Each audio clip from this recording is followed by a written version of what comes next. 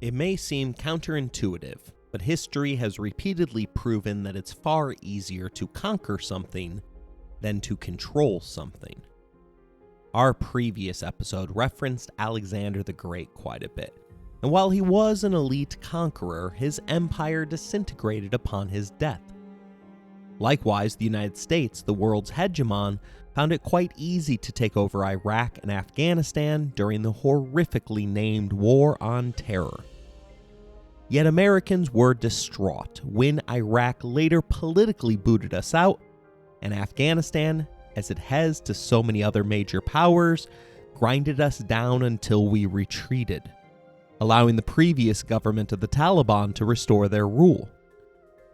The ultimate lesson, however, was Vietnam, as America's failure to win the hearts and minds of the citizens of South Vietnam meant that our conscripted troops never had a chance of establishing long-term influence over the development of what is now a communist nation. Genghis Khan spent 20 years systematically destroying and then absorbing the warring clans of the Mongolian steppe. This new Mongol nation, as Temujin referred to it, was always destined to be fragile. In order to prevent them from reverting back to their inter-clan blood feuds, he needed to direct them against an outside enemy. He attempted to do the same with his sons. At one point, far in this story's future, Genghis brought his male children together after their long-running private dispute over succession spilled out into public view. The great Khan demanded their attention, grabbed an arrow, and snapped it easily in two. He then proceeded to grab a bundle of arrows and tried with all of his might to snap them in half. Despite his legendary strength, he couldn't. Through this demonstration, he attempted to convince his sons that united they would be able to do anything, but individually they could be easily snapped in two. The united Mongolian nation was about to prove to the world that they had formed an unbreakable bundle of arrows.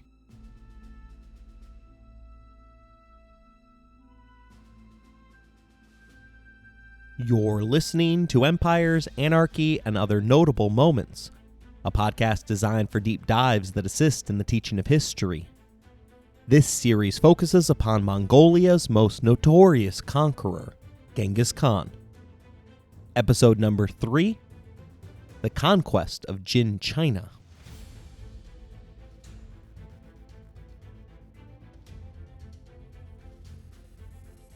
The Mongols' neighbors were well aware of the danger that a united Mongolian front posed. For centuries, they had worked to fragment the tribes by encouraging civil war via continuous blood feuds. In this way, the tribes were kept weak, allowing them to be manipulated or put down before they ever became a risk. This doesn't mean that there weren't incursions outside of Mongolia, however. The Chinese had already built the Great Wall of China before Genghis's era. In fact, it was created in large part to keep the steppe people out of their territory. But the version of the wall at this point in time was not the majestic wonder of the world that it is today. This version of the wall consisted merely of unconnected earthen walls that arose out across northern China. These were easily overrun by concentrated Mongolian assault. Marco Polo and other contemporary accounts from the latter 14th century fail to even mention the existence of a Great Wall. Thus, it is fair to say that none of what would befall the Jin Chinese should have been surprising. Remember, at one point, they had even aided the rise of Temujin, using him to weaken the Tatars, whom they viewed as more threatening. Ultimately, it appears that the Jin Chinese fell for what is one of the least correct axioms of all time. As it turns out, the enemy of my enemy is rarely my friend. What we think of as China has not yet formed during this time period. At this point in history, the modern-day People's Republic of China was broken up into 6 distinct territories: Jiajia, Song China, Tufan, the land of Tibet, Dali, and the land of the Jin Chinese. Song China is the most culturally Chinese of the 6 areas. That dynasty held on for a total of 300 years, outliving the Khan of Khans by 52. The Jin, whose land comprised the northeast of what is now China, would become the first true target of the Khan's expansion plans.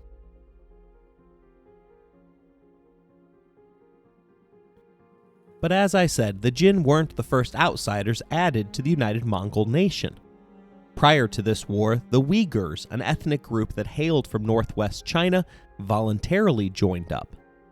One of the easiest methods to win the hearts and minds of those that you conquer is to have someone else do the dirty work for you. At the moment of recording this, the United States is concluding the longest war in its history, the Afghan War. Although I have no better solution for the country, it's easy to speculate that the war will not be counted as a success by historians. The key to Afghanistan was to win the hearts and minds of the people, to prove to them that we are different and offered a better future for their people than the previous government, the Taliban. Before you install a new government, you have to sweep away the remains of the old. That typically means full-scale violent eradication. For the Afghan war, we utilized tribes that held grudges against the Taliban as our boots on the ground. Doing so was intelligent and saved the lives of American citizens. But their main task was to liberate the people. Those that lived on the fringes of the Taliban's Afghanistan, those who were willing to sign over their lives in order to destroy their government, were made up of the most decent of humanity. In some regards, it might have been easier for the Afghan people to accept us as their liberators than the alliance of tribes that we put together to do it for them. In their conflict, the Uyghurs were the Mongols' boots on the ground.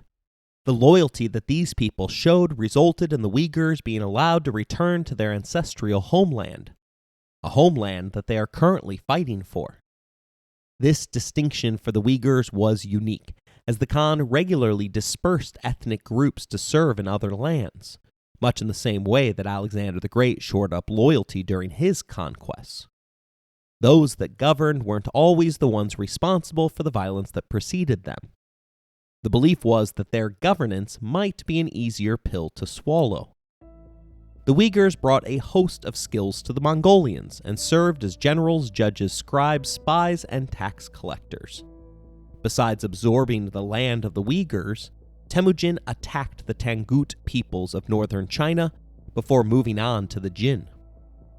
Jia, which referred to itself as the Great State of White and High, boasted a population of 3 million, roughly 2 million more than the Mongols could claim.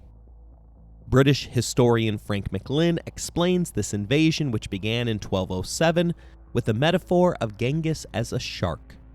He writes, "Their principal aim was to raise revenue.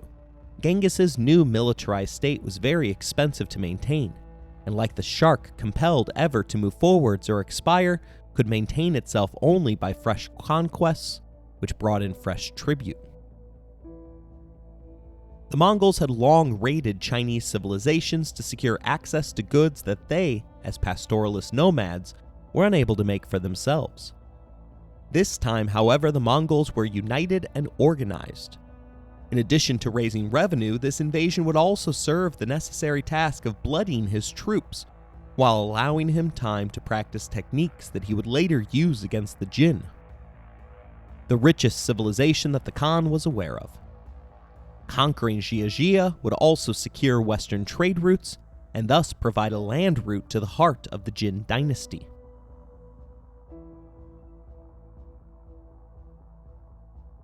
Genghis was always able to convince himself of some sort of slight, to serve as the casus belli for war. In this instance, he reminded himself that the Tangut dynasty of Jia had provided shelter for his enemies during the Mongol civil wars. Thus, for supposed revenge and honor, he was compelled to invade. The Tangut predictably appealed to the Jin for assistance. With the historical gift of hindsight, it's clear the Jin should have supported their traditional ally. Instead of presenting a united front, however, the Jin offered insults rather than aid, while focusing instead on their own conflict against the Song to their south. they left the Tangrut as a single arrow in Genghis's hands. The Tangrut in the countryside were promptly overrun and fled to their fortified cities in the face of the Mongol onslaught. The devastation was so bad that they decided to pay an annual tribute to the mobster-esque Mongols rampaging throughout their land. For 2 years, the payment came on time, and the Mongols were allowed to inspect Tangrut cities from the inside out, which in turn gave them time to figure out the best methods of tearing down walls. The protection payments, however, ceased in 1209, and the Mongols were once again unleashed. They traveled en masse 650 miles in 1 month, going first around a salt lake and then through an impassable desert. The Khan won a pitched battle and then took the city of Wulahai via vicious house-to-house street fighting.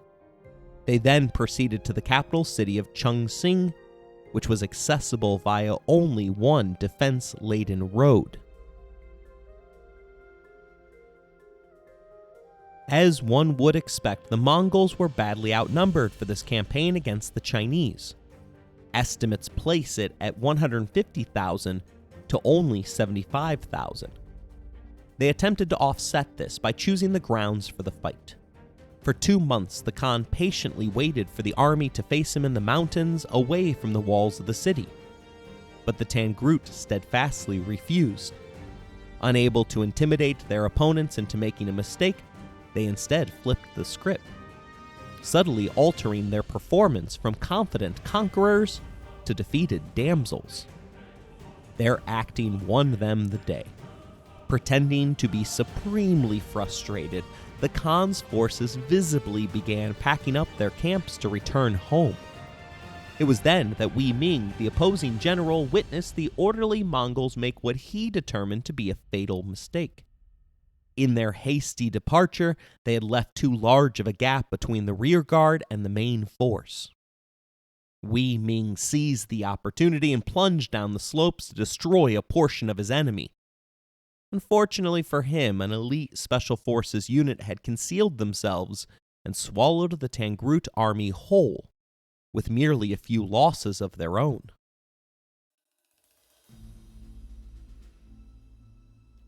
The destruction of Wei Ming's army meant that the path to the capital was opened, but the doors remained closed off by huge fortified walls. The Tangrut were not a simple enemy. They had remained in power for 200 years by this point, and the region had an even longer history of productivity, dating back to the Han Dynasty in the 3rd century. That dynasty had created an advanced irrigation system that branched off of the Yellow River. If you listen to the previous episode, this is the instance where Genghis Khan destroyed the city walls by diverting a river. It was also the moment that he flooded his own war camps on the first attempt. With the second attempt on the verge of succeeding, the Emperor of Western Xia surrendered. In part to show his deference, and likely in part to provide a hostage, the Emperor gave his daughter to Genghis Khan as a bride, as well as an extremely large tribute. The conquest of Xia was important for a number of reasons. First, it allowed the Khan to try his hand at siege warfare. After his victory, he was able to gain access to Chinese engineers that were able to improve on his initial efforts. Secondly, it showed that the Khan was not going to be satisfied with just Mongolia. He had tasted riches and was no longer satisfied with taking scraps off of the Chinese via constant raids. This campaign showed him that his army could be just as effective against non-Mongols. Third, Western Xia was viewed as the gateway to the larger prize, the Jin Dynasty of northern China. As an early ally, Genghis had glimpsed the riches of the Jin firsthand. He'd also become keenly aware of how the Jin kept the Mongols fragmented by playing one tribe off of the others. His opportunity for subjugating his southern neighbors came in 1210. A new emperor, Wanyan Yongji, ascended to the throne and subsequently sent envoys to seek the submission of the Mongols as a vassal state. This self-proclaimed Golden Emperor didn't know it at the time, but he had just made his own fatal mistake. It was part of his honor code that Temujin bow to no one. He reportedly turned and spat upon hearing the Golden Emperor's request, a sign of great disgust among the Mongols, and rode off in a rage. He spent days atop a mountain seeking wisdom from the eternal blue sky. The Mongols viewed mountains as spiritual in nature. They were the representation of the male side of God, with water embodying the female. 4 days into his meditation, he emerged among his people, proclaiming that the eternal blue sky had promised victory and vengeance. The promise of victory wasn't a surprise. Genghis had actually outlawed any individual ever speaking about defeat. Just the thought could will the event into existence in their mind. One of the things that I've enjoyed the most about studying the Khan is that the simple explanation is typically only a portion of the story. For centuries, the barbarians of the steppe have been simplified down to the level of savages. Genghis Khan had begun setting the stage for this particular invasion long before a new emperor had been named. By this point in his life, Temujin had begun proclaiming himself as the son of heaven, a traditional method for medieval leaders to justify their privileged position in society. The Jin emperor had also claimed a divine mandate. The existence of both claims ensured that one of them had to be lying, and meant that Genghis was always destined to clash with his southern neighbor. Besides guaranteeing victory, he also spoke of a litany of reasons as to why the Jin had to be punished.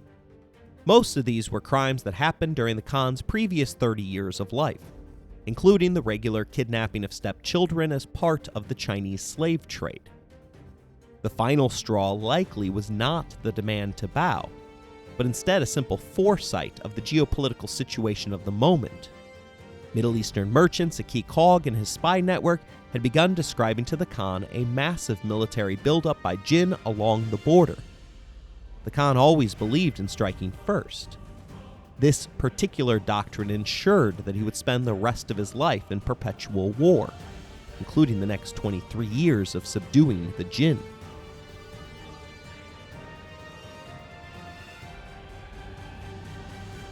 Invading China wasn't a hard sell for the troops. The Mongols were used to war bringing them wealth. The nomadic Mongols had no system of monetized taxation, nor industry. There had to be fears among their leaders that any cessation of conflict, peace as we would call it, would encourage the Mongols to look for enemies internally. The need for more wealth was a leviathan that necessitated constant expansions and therefore new enemies. All of this is not to say that the demands to bow to the emperor were not part of the Khan's calculus. After all, when the Khan was informed by his spies as to who would be the next emperor, he openly referred to him as an imbecile. After all, you had to be stupid to demand the Khan of Khans to bow.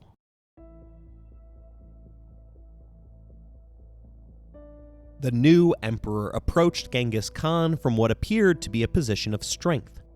In reality, he was a paper tiger. At the beginning of the 13th century, the Jin were hit by twin crises. First was one of their own making. Corruption and continuous war had completely depleted the royal treasury. Secondly, the Yellow River, or Honghe, had changed its course. You might be asking yourself, how could a river change its own course? The loess that gives the Honghe its distinctive yellow color also collects to form natural dams, the buildup and subsequent destruction of which caused the river to continually flood. The locals refer to this river as China's Sorrow. Over the course of 2,500 years, the river has produced more than 1,500 floods. In 1194, the river burst its dikes, flooded the Shandong, and permanently diverted itself to the south of the Loess Plateau. The loss of the river's irrigation meant that millions starved to death. Genghis was aware of all this internal strife as multiple Jin generals had defected and joined his forces. Still, the invasion was the equivalent of a gambler placing all of their chips in before the flop in a game of Texas Hold'em. The Mongols had a massive force of 110,000, amounting to a pair of pocket aces.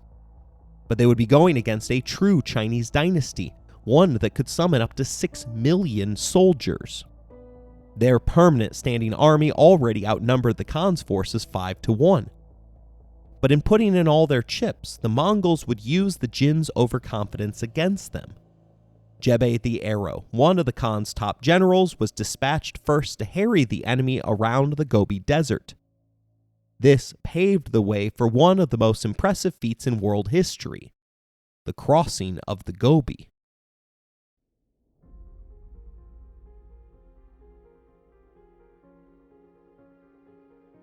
The Chinese had long built defenses to protect against invasions from the steppe. This included, but was not limited to, the Great Wall of China. But the Chinese believed that the Gobi was positively uncrossable. I promise that I'll only make this pun once, but faced with the impossible, it was clear that Genghis can. They brought at least 300,000 forces, all of whom needed water and forage. Tens of thousands of sheep and cattle accompanied the army for meat. Melting snow in the early spring collected in hillocks as their main water source, and they followed a detailed route that scouts had already mapped out for the army. The army was split into two major forces that marched separate parallel paths. Although apart, the two forces regularly communicated via messengers.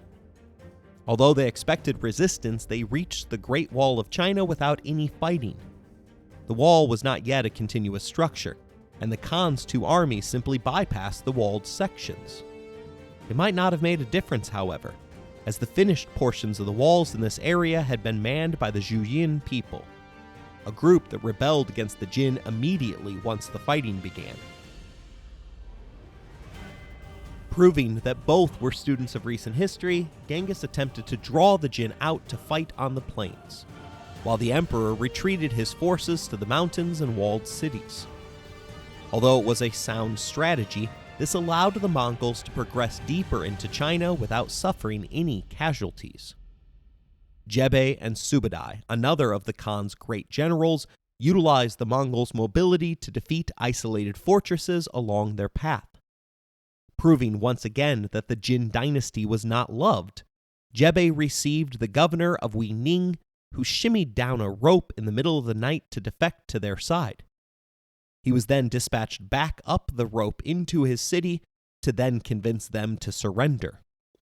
Afterwards, he became the official commissar of the Mongol army and was sent ahead in order to convince other towns of the benefits afforded to those who surrendered without a fight. Clearly, the people's hearts were open to new leadership.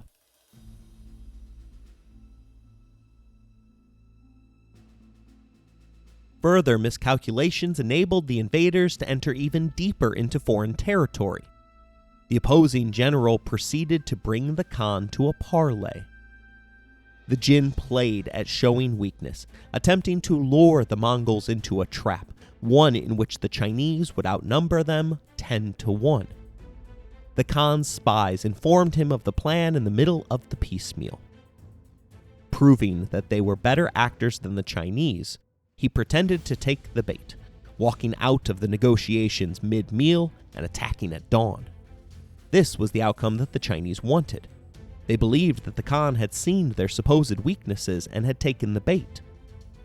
Fully formed, however, the Mongols overwhelmed the Chinese with barrage after barrage of arrows, combined with lightning strikes by Muqali, the lead general for the war. Immediately, the Jin defenses fell, with their cavalry succeeding in trampling their own infantry. The Jin retreated and reformed, but they were not prepared for the tactics of the Khan. Their generals falsely believed that they had spent their lives learning the tactics of their enemies, but now they were experiencing the changes that Genghis had instituted for the first time. Prior to this, the Mongols would always stop and enjoy the spoils of victory. The Khan's army just kept coming. 4 more battles in rapid succession all went against the Jin.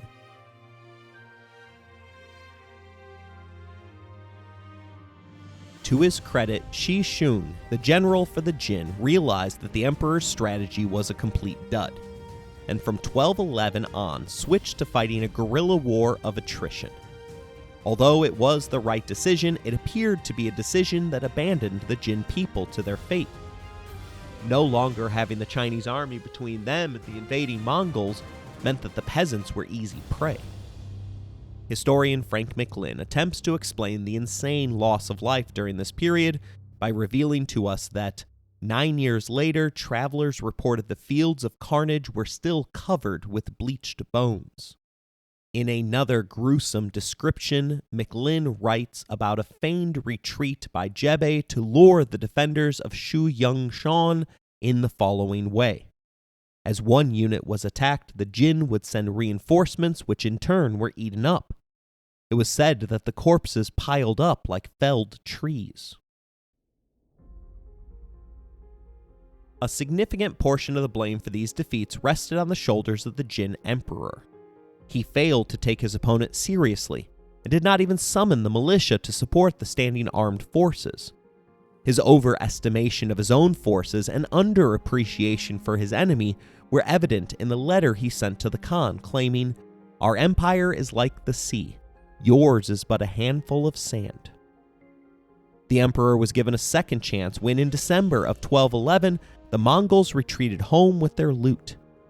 The Jin regained most of the cities that had been taken. The traditional slaughter that always followed the Khan had done little in the face of the huge Chinese population. Tens of thousands killed in China were but a drop of water in an overflowing bucket. The Mongol horde returned on the other side of the Chinese kingdom in 1212. Jebe invaded the northeast of Manchuria in an attempt to inspire an uprising. Once again, using the tried and true method of encouraging others to act as your boots on the ground.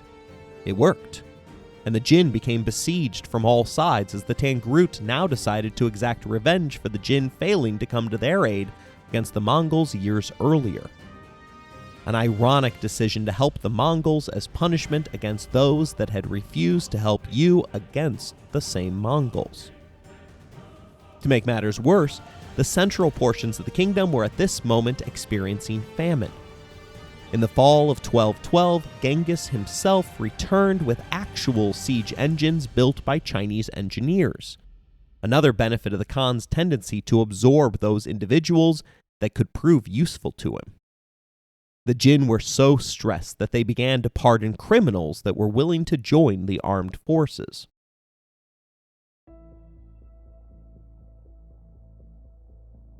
In November of 1213, the Khan offered peace terms to the emperor. It was unwisely rejected, triggering a new round of military defections to the Mongols. The absence of leadership resulted in warlords taking over entire towns and selling the people as slaves. This is another reason why it's so difficult to govern areas that you conquer. Winning a battle allows you to keep your forces together. But in order to protect what you have conquered, you have to thin those same forces, leaving them vulnerable to assault. The United States learned this firsthand during the Tet Offensive in Vietnam. Things got even worse for the Jin when their military commander Shi Shung went rogue. Angry at the handling of the war and likely suffering PTSD from his stint as a guerrilla commander, Shi Shung killed the emperor's messenger who had been sent to summon him back to the capital. He followed that up by murdering a city garrison commander, whom he had invited over for strategy talks. Finally, as an encore, the Jin commander rushed to the gates of Peking, the capital city located where Beijing is today, claiming that the Mongols were hot on his heels. As the Jin opened the city to their comrades, Shi Shung slaughtered them, seized the emperor, and had him summarily killed. Shi Shung was now the self-proclaimed regent of the empire.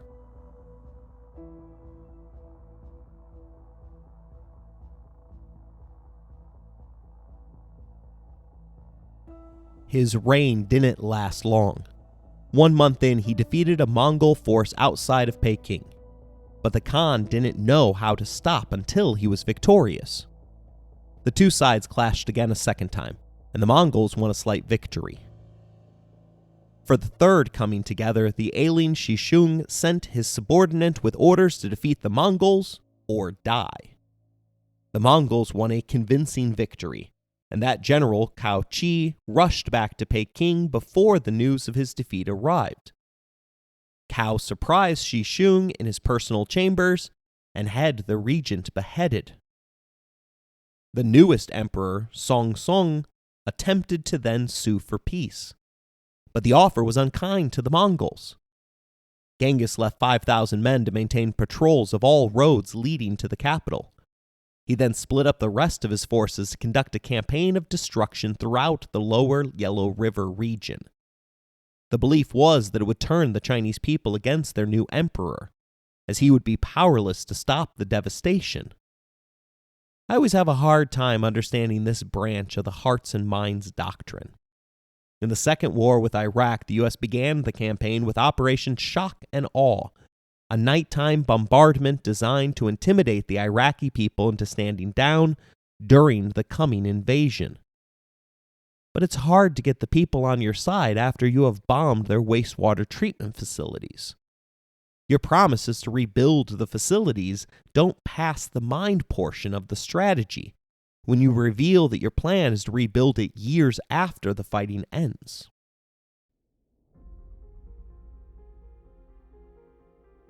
The Jin's 36,000 men could have easily broken through the small 5,000-strong regiment that the Mongols left behind.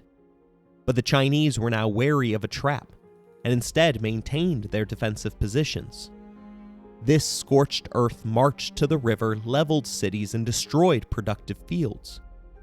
Yes, it showed the people of China that the emperor wasn't capable of protecting them, but also showed that the Mongols were willing to destroy their food supplies and abandon them to starvation. The forces, led personally by Genghis, were the most destructive of the groups dispatched. Over the next year, he sacked and leveled 86 towns. 7 legitimate cities, each with a population of more than 100,000, had been captured by the Khan. In 1214, the Mongol army returned to the gates of Peking with thousands of captured animals weighed down with loot and a plethora of Chinese slaves. As he returned to Mongolia for the summer season, Temujin opened peace talks, demanding that the emperor accept the demoted rank of king. When it was refused, the Khan sent the following message: "The whole of Shandong and Hebei is in my possession, while you have only Peking. God has made you so weak that were I to molest you further, I don't know what heaven would say. I am willing to withdraw my army, but you must give me something to quell the clamorings of my generals."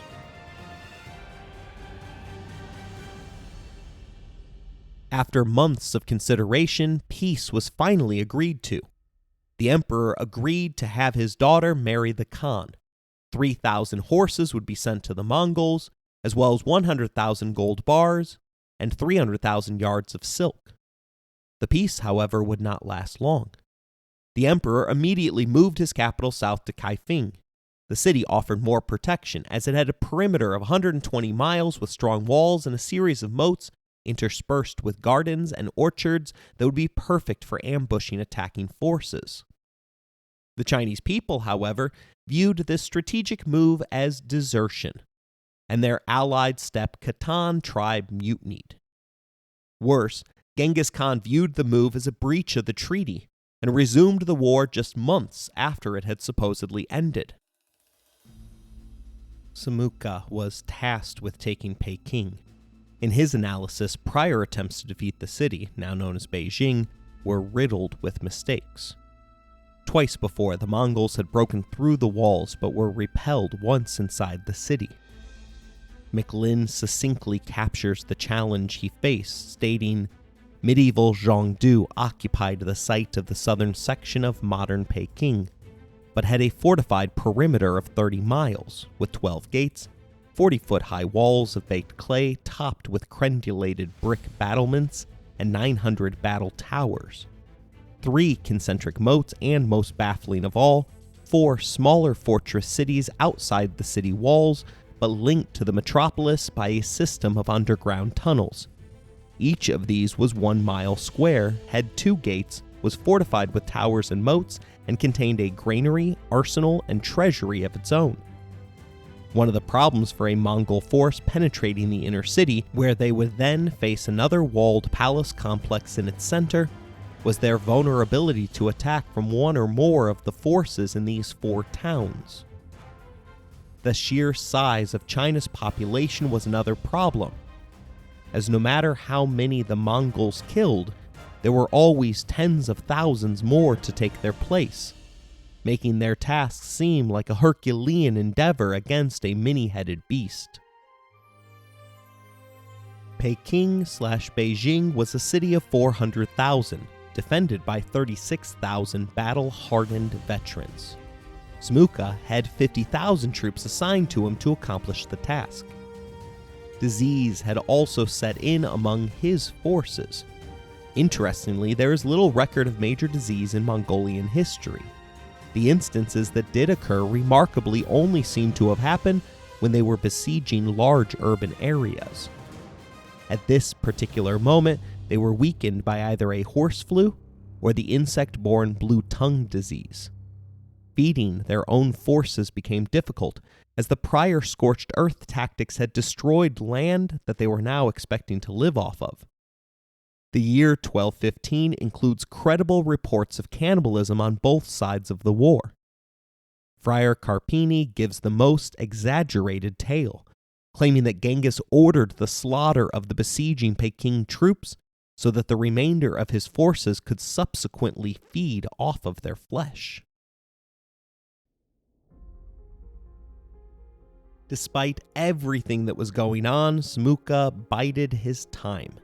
As hunger destroyed the city from the inside, Emperor Hongzong finally sent 2 armies north to save the city. The first force was routed by the Mongols along the way. The second of the 2 was destroyed as a result of their commander being drunk when the assault began. All the emperor's efforts resulted in were more than 1,000 cartloads of food arriving to relieve the Mongols, rather than the citizens of Peking. Without relief materializing, the city broke in the hardest way possible.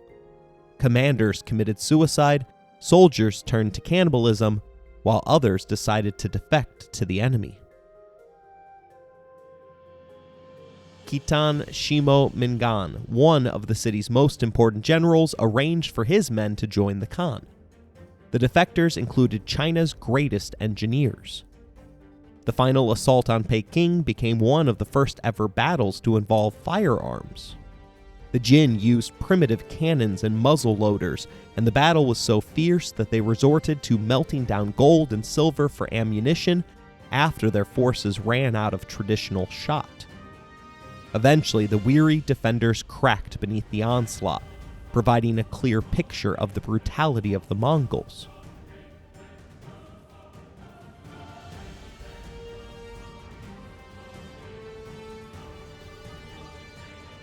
Revisionist historians such as Jack Weatherford like to point out that the world would be radically different without the Mongols. The argument nearly always begins with something along the lines of, the Silk Road enabled cultural diffusion, the Mongols expanded global trade routes, and kingdoms flourished under their reign. While this is true, it's also true that the Mongols killed so many individuals that the world literally experienced a reversal in global warming as an immediate result of their action. It is easy to look at the deaths as statistics. I have no relatives in this part of the world, and the ancestral timeline that I do know doesn't come close to going back to the early 13th century. Yes, trade expanded and worlds collided, oftentimes in positive ways, but it is impossible to ignore the slaughter that continually followed the Khan's people.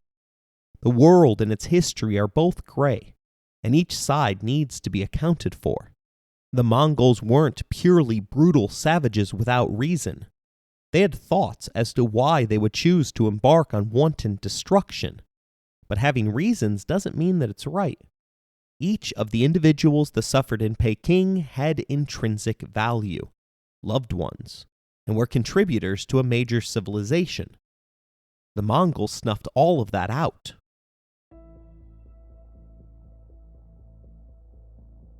The sacking lasted an entire month. They tore down temples, set the imperial palaces on fire, and raped tens of thousands. Reportedly, another 60,000 virgins in the city of 400,000 committed suicide by jumping from the city walls.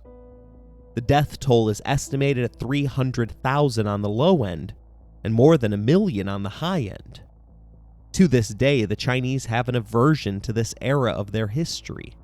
In 2020, a French company was forced to close up their museum in the Chinese city of Nantes after the PRC government demanded the removal of the words Mongol, Empire, and Genghis Khan from an exhibit about the events of the 13th century.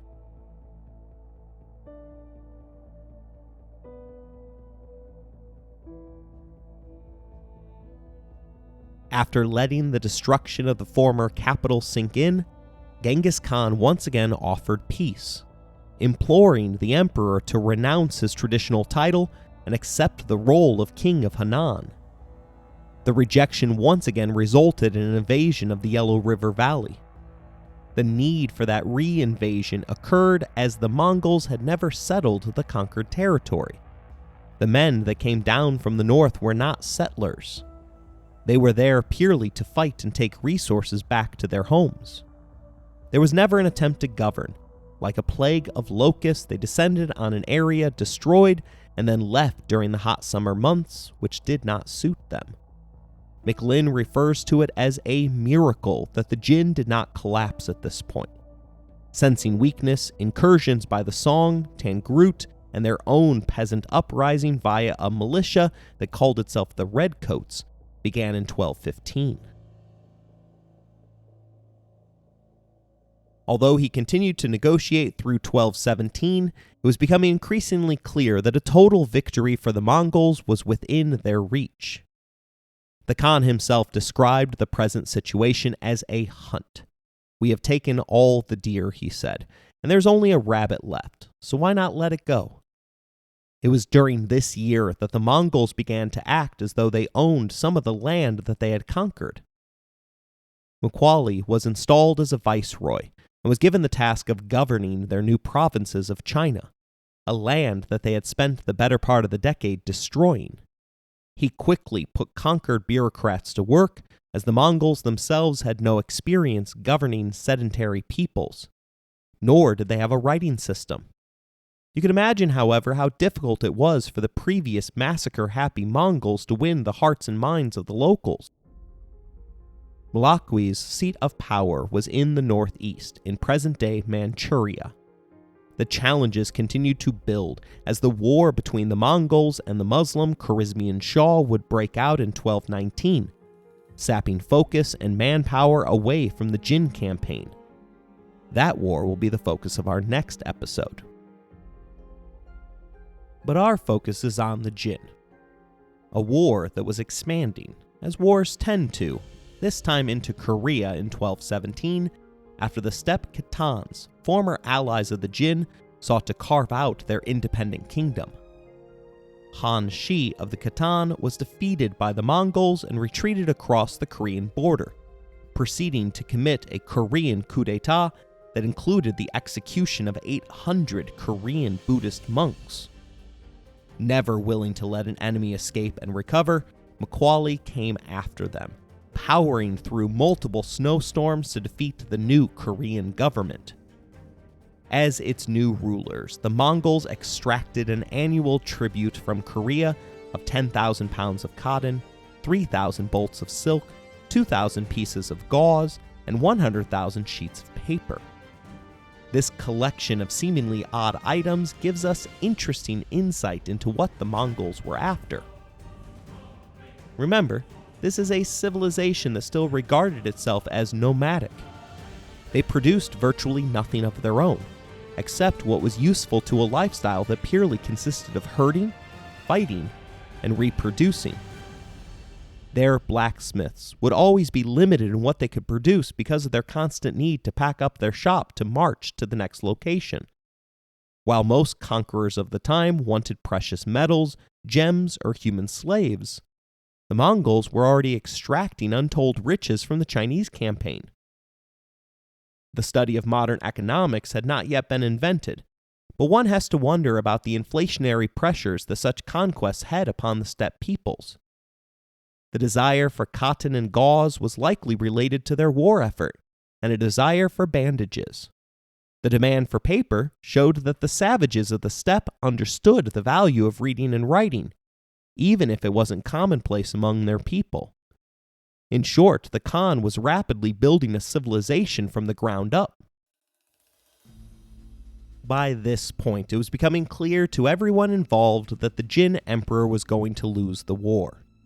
The Song dynasty in southern China failed to prioritize their own long-term survival against their immediate desires for revenge. In 1208, 3 years before Genghis Khan had invaded the Jin, the Song had been defeated in a series of battles by their northern cousins. As part of the peace deal, tribute was being extracted from them on a monthly basis. The Tangrut, Jin, and Koreans all begged for assistance from the powerful Song dynasty. Their pleas, however, fell on deaf ears in the south, and sensing a chance to punish an enemy, the Song joined the Mongols in 1223. Getting the proud Song to join the cause, however, wasn't easy. Muqali, fully in charge of the Jin campaign at this point as Genghis was busy in the Middle East, had begun courting the Song in 1217. A mix-up occurred when the Song were expected to send a delegation. After failing to appear, the envoy spoke with what Muqali believed to be sincerity. Accepting the explanation for the slight, the Mongol warlord sentenced the ambassador to the steep penalty of chugging 6 large glasses of wine. Muqali explained the tenets of wine diplomacy by stating, "If they get drunk, they are of one heart with us and no longer different." Even though diplomacy worked and the Song approached from the south, Muqali would spend the majority of the next few years crisscrossing northern China to destroy city after city. The challenge, besides the fact that he was outnumbered at all times and fully cut off from reinforcements, was that every garrison that he destroyed resulted in a wider scattering of guerrilla forces throughout the Chinese kingdom. Consistent success was granting Muqali the reputation of an invincible general. But that success wasn't bringing him any closer to finishing his assigned task. Early in 1222, Muqali requested to be relieved of command due to exhaustion. He had successfully taken 72 fortresses in China. The Khan denied the request, telling others to let him not return until he has taken more. The cracks that emerged in the command structure inevitably had a negative downward effect. In the now rebelling city of Fengxing, Muqali failed to bend the city to his will after a month. The Tangrut came through with his request for reinforcements, but their popular commander was killed early in the siege. The treacherous Tangrut, perhaps sensing Muqali's inner doubts, broke away, leaving Muqali to ask out loud, "Does this mean I have come to my end?" He again asked to be relieved of command, and Genghis Khan once again refused to remove him from the field. After which his words became as though they were prophecy, as he became ill and died after marching across the Yellow River in preparation for yet another new Jin offensive. Muqali was 53 years old and had earned a reputation as a legitimate military genius. He still remains the only Mongol general to have never lost a battle, and his success enabled the steppe people to successfully fight simultaneous wars on 2 fronts, something that Napoleon, the Germans, and the United States have failed at. Muqali had adapted his steppe forces to win battles on foreign terrain that was not conducive to their horses. He had successfully incorporated siege engines, and had even won battles where the enemy had naval support, something unheard of in landlocked Mongolia. Still, he was never able to deliver a knockout blow to the enemy, and the war ultimately outlasted the man.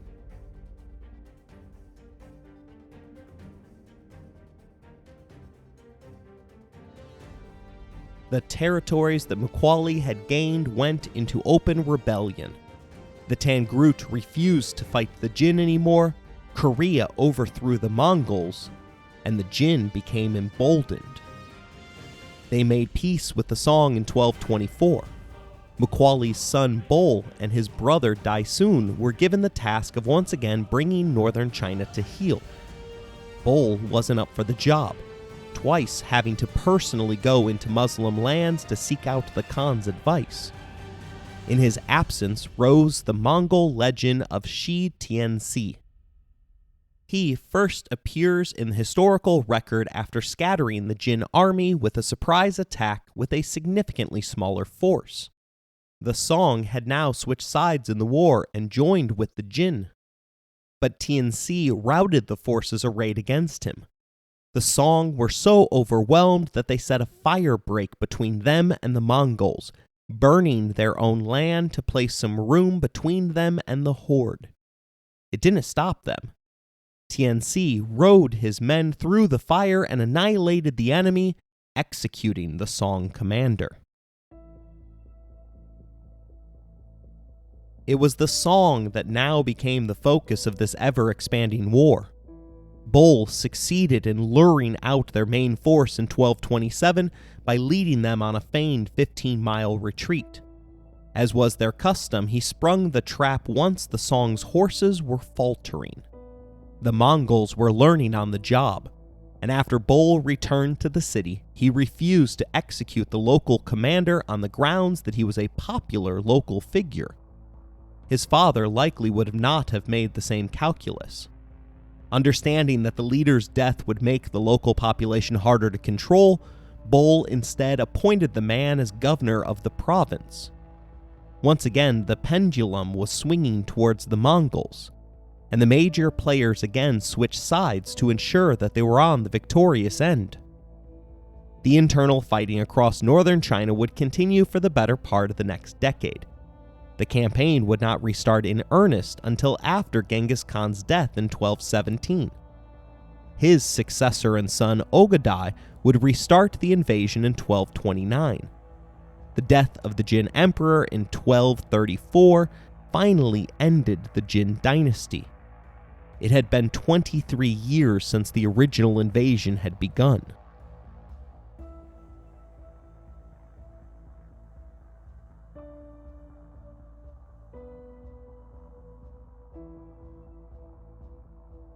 I hope you enjoyed today's episode. If you want to interact with the show, you can email us at resourcesbylowry@gmail.com. If you'd like to financially support the show, please look in the show description for more information. As always, thank you for listening, rating the show, and spreading the word.